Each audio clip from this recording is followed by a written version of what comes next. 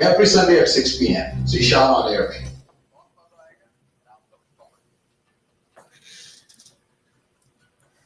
Assalamu alaikum and good evening, everyone. This is Zishan Isaac with Zishan on air every Sunday from 6 p.m. and onwards on the traditional media as well as on social media with hundreds and thousands of our following audience. I really appreciate it.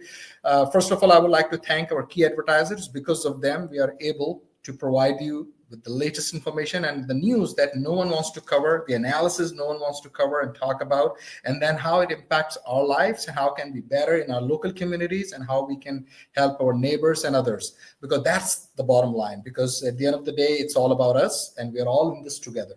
So first of all, Affordable Insurance of Texas, aitinsurance.com. That's their web address, aitinsurance.com. All kinds of auto insurance, commercial insurance, homeowners insurance, and even health insurance, business insurance, commercial insurance, and they specialize in auto insurance as well. aitinsurance.com. They've been in community for decades, and they are also in various locations, even in Texas and other cities. And their number is 713-785-4000, 713-785-4000. Mention my name, and aitinsurance.com is for everyone from anywhere. You can just log on to the World Wide Web, aitinsurance.com, and just look them up and call them. Roopsari.com, you can order online. They have new arrivals for men's wear. They have a lot of traditional men's shalwar kameez. A lot of people from South Asia, they wear these very stylish traditional dresses. So men's wear, they got it. Men's shalwar kameez, kurta pajama, a lot of varieties, and then sherwanis, hundreds of designs. You can visit them, roopsari.com, and then new arrivals. And then for ladies, for women, they got a lot of collection and selection. Demasi is one of my favorite restaurants when it comes to Mediterranean cuisine. At Demasi's restaurant, they got all kinds of kebabs, lamb shank, and all kinds of salads, from tabbouleh to Greek salad to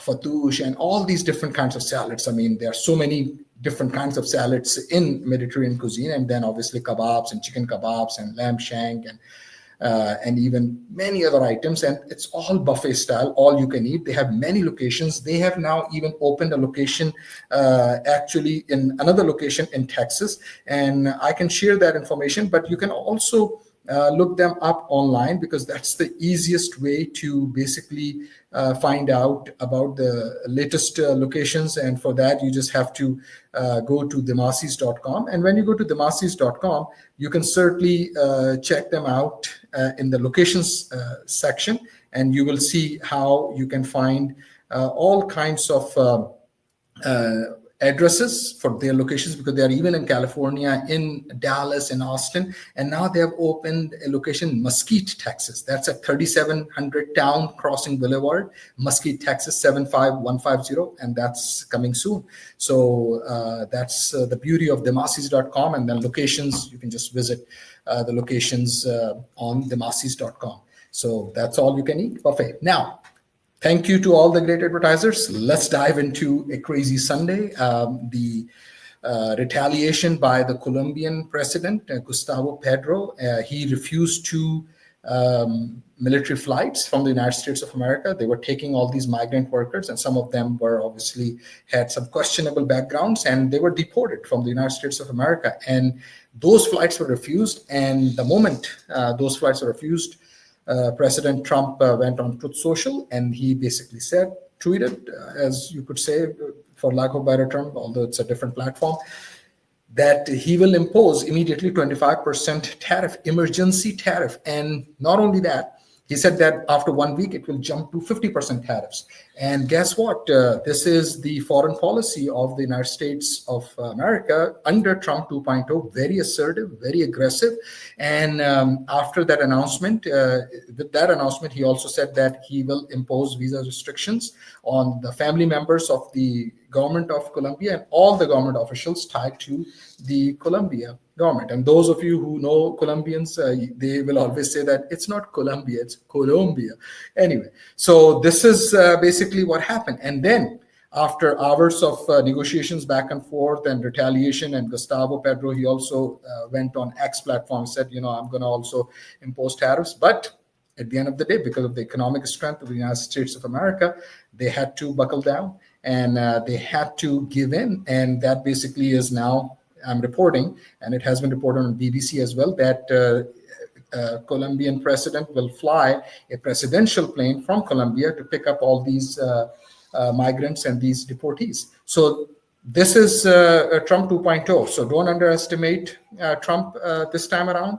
On this, on the screens, those who are watching me live, you can see there are 10 very interesting executive orders, because this is the first week of Trump that has basically just finished, right? Or Monday, it will be one full week because he just took oath last Monday.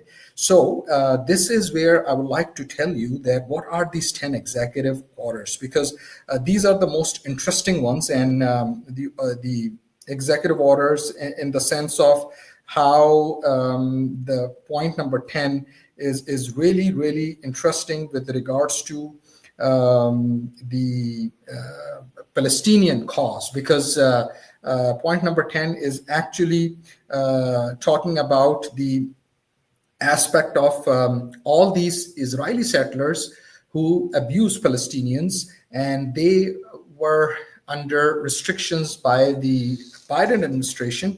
What President Trump has done, he actually said that, well, you know, those restrictions have been removed. So this is from Times of India, and this basically is about West Bank settler sanctions revoked.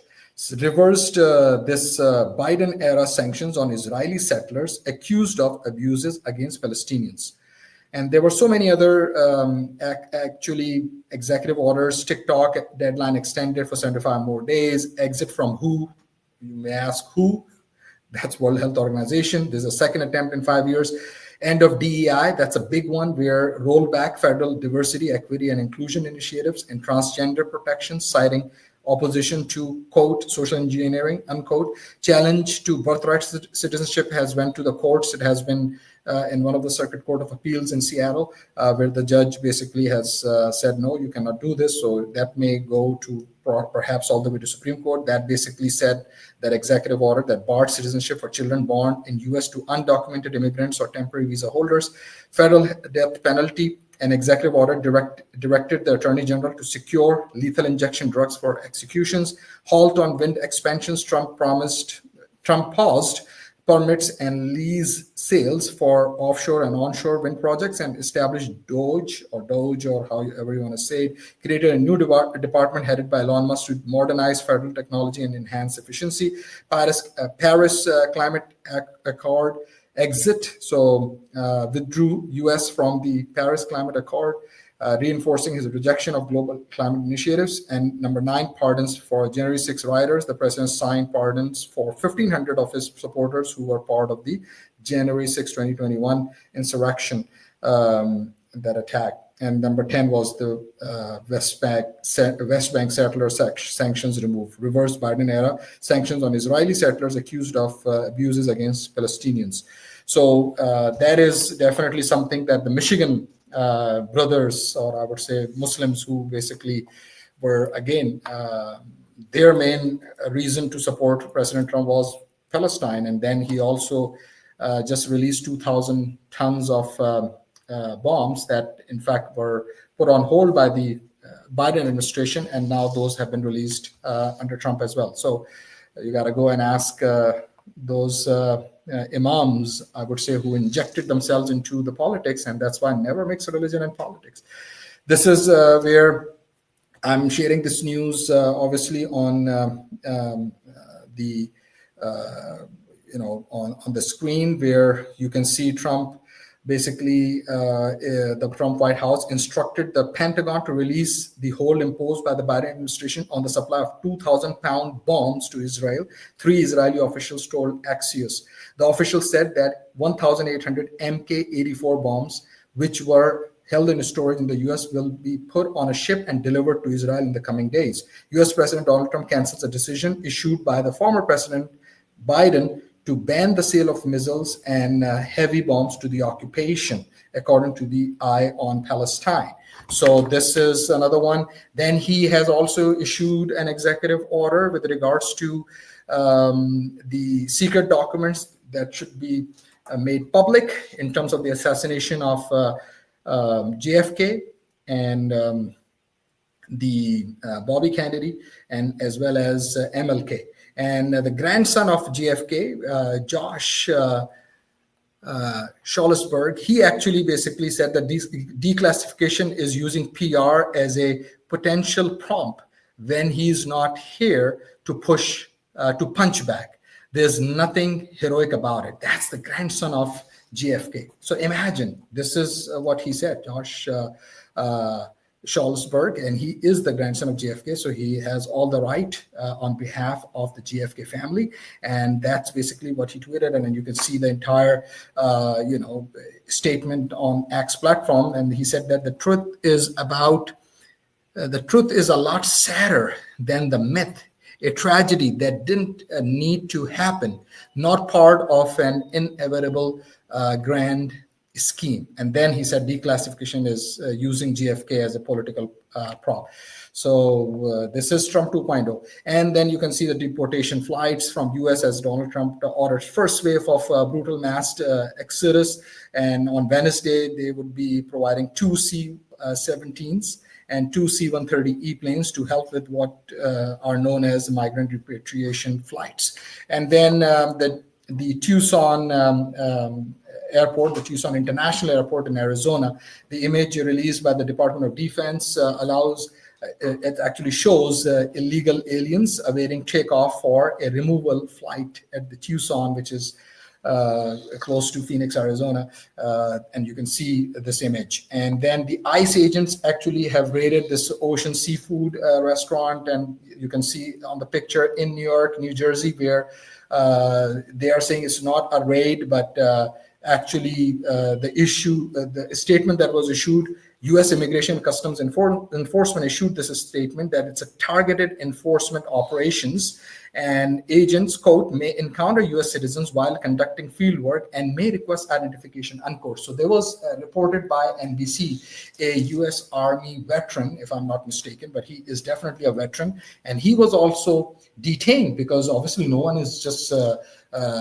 roaming around. And if you are living in a home, are you going to carry your keys of every bedroom to another bedroom? And think of a key to remain in your own home is like a passport or birth certificate. So this person was detained as well, and he has served in the armed forces. So this is sending a lot of paranoia to the communities, because long held policy of the government has been to not even get toward the premises of worshiping places or schools, because according to the law, every child has a right to be educated in the United States of America. That's the law. But now the administration has actually said that the criminals, they cannot believe that they can hide in schools and churches. But then again, these are children. So again, those of you who have voted for Trump, you have to answer it. I mean, how are you feeling? Because obviously this is America, where public opinion matters. Trump's first deportation flights with average of just 80 migrants cost up to $852,000 per trip. That's reported by Mirror and other publications. The Canadian, our neighbors up north, the Ontario premier, he's like a governor, but they call it a premier, hit him back twice as hard. That's what he said. Canada's number one populist has a risky Trump strategy, and this fellow is Doug Ford, and he is also saying that I am a street fighter to politics. So if someone throws a punch at me, I'm going to hit him back twice as hard, unquote. So even there's something called NICE, and then there's something called Canadian NICE, or especially those who live in Vancouver, and those of you who are from Canada or Canadians know exactly what I'm talking about. So that's what happens when you take a very assertive and aggressive foreign policy stance. Then the others may also reciprocating your gesture or your statement. So this is Canada. This is not Colombia, and this is not Mexico. So 2 or 3 people have been I would say confirmed. Pete Hegseth has been confirmed, and then Marco Rubio has been confirmed, and then also the Noem. She is the I would say one of the other cabinet position, and you can see on the screen. So these cabinet members, which have been confirmed, and Pete Hegseth confirmation was a big one because even two Republicans senators, they did not vote, and then they vote against Pete Hegseth's confirmation, and the tiebreaker came in with the vote of VP J.D. Vance. So that's an interesting one as well because J.D. Vance had to vote in, and that was a tie-breaking vote. And I'll take some calls right after a few minutes. Let me just wrap it up. And then Hegseth, as you can see with his family, giving a thumbs up. This is marked only the second time in history when vice president was needed to break a tie for a cabinet level nominee. In 2017, it was then Vice President Mike Pence broke a 50-50 tie to confirm Betsy DeVos. She was also very controversial as the education secretary in Trump's first term. So this is Trump 2.0. And then Friday vote came one day after Hegseth's nomination narrowly cleared a key procedural hurdle, 51-49, with Collins and Murkowski voting with all Democrats to block him. And this is where, speaking to reporters Friday, Collins, a Republican senator, said she had informed Senate Majority Leader John Thune from South Dakota of her opposition to Hegseth and had not personally heard from Trump. She said she stood by her decision. And she said, quote, "I made the right vote," unquote, Collins said. And then Senate Armed Services Committee Chairman Roger Wicker from Mississippi expressed confidence Hegseth would be confirmed on Thursday, and he got confirmed. And he also said, quote, "If I were J.D. Vance, I would stick around," unquote, Wicker said. And obviously, J.D. Vance had to vote. Otherwise, it was a 50-50 tie. Eric Adams, the New York City mayor, a lot of Democrats are not happy about him. His relationship with President Trump is alarming Democrats who question the embattled mayor's motives amid his ongoing legal challenges. Adams sat down with Trump for a meeting days before the president was sworn in and caught attention for a last-minute cancellation of his schedule to attend Trump's inauguration on Monday. Remember, there were a few people, notable Democrats like Michelle Obama, former First Lady, did not attend. Congressman Al Green, I've been told he did not attend, and I met his representative here in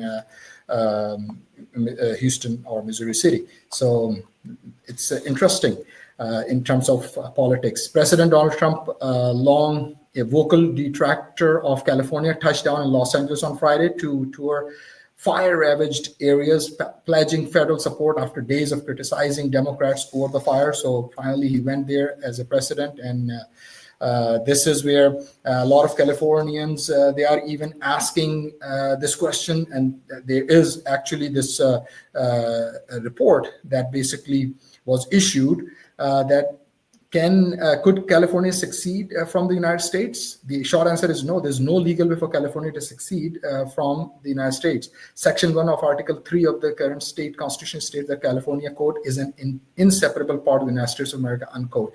And then in addition, U.S. Constitution doesn't provide any legal method for a state to succeed. That's why the Civil War was fought, killing as many as 620,000 Americans. And California's state constitution very clearly says that the U.S. Constitution is the supreme law of the land, meaning if the Constitution says it can't be done, which it does, then succession is impossible. But that being said, has California ever tried to succeed? Yes, just because it's impossible, that doesn't mean they can. So actually, California was very briefly, an independent nation. And that's basically for 25 days in 1846, at a time that was when known as Alta California was part of Mexico. The unrecognized Mexican breakaway state, was based in a small area north of San Francisco in what's now one of the nation's prime winemaking regions, Sonoma County. So that was back in 1846. The effort was quickly overturned, and in 1850, California became the 31st state of the United States. That said, the official state flag, first adopted in 1911, still says California Republic. Yes, it's a republic, remember that, under an image of a grizzling bear, a reference to the rebellion, which was called, quote, the Bear Flag Revolt, unquote. So California was obviously a state and is still a state, and it is considered as, the gold, known as the gold rush and Hollywood and Disneyland, Summer of Love, what have you. But, the impact is going to be big, because what would happen if California left the United States? It will be chaos. And then not only that, just remember in 2022, California paid more than it received from the federal government. Yes, remember, if anyone talks bad about California, that's, I would say, very un-American, because according to analysis of Rockefeller Institute of Government, that year the state contributed $83 billion more in taxes than it got from the federal government. So $83 billion is a lot of money. And when it comes to President Trump, he's all about money. So $83 billion, right? So there's one Californian, she actually was talking to the media, and she actually basically said that she has heard Gavin Newsom saying that he wants to Trump-proof, California. So it's imaginable, but that settles like a crazy idea for California to be its own country, right? So do people appreciate what the state does for the country? And she said, quote, "I don't think so," unquote. Jones replied. Here, a lot of people talk crap about California, unquote, and especially with these devastating fires. Our thoughts and prayers go out to all those who have lost their loved ones and those who lost their homes, but homes and business can be rebuilt. But it's a big effort that needs to be done. And I think we should all support our Californians, and especially those who have been impacted by this devastating fire. So with that, I am going to sign off from the social media, continue with the traditional media. Those of you who want to take part in our traditional media will take calls on the air and we'll discuss it. And you can talk in Urdu and Hindi as well, and also in English. So with that, I'm signing off, and then spread the word, share this news. No one is covering this. No one is talking about this. But, at the end of the day, we've got to make sure that there will be some kind of decisions that would be good for the country. Some would be very controversial, and some would be just outright, I would say, bad. So that's where we as citizens got to be active in our own country, because this is our homeland, this is our country. So we got to make sure that we support each other, and even when we disagree, we still got to make sure that let the best idea win, because a lot of different ideas to help people. And let's not just, go with this idea of, billionaires, government by the billionaires, for the billionaires, and of the billionaires, right? That's what it feels like, because there are 5 big billionaires, and then $270 million that Mr. Elon Musk has spent, and well worth in terms of at the receiving end. What is the return on investment? Check it out, billions and billions of dollars, right? So this is where oligarchy and all that Senator Bernie Sanders is also talking about, and he is going to be looking into bringing some experts and discuss oligarchy, how oligarchy is happening in the United States. And according to him, Senator Bernie Sanders said that U.S. is the capital of the oligarchy. And I'm quoting Senator Bernie Sanders. With that, I'm signing off, and please subscribe, share, and continue to stay with the Zishan on air. With that, signing off.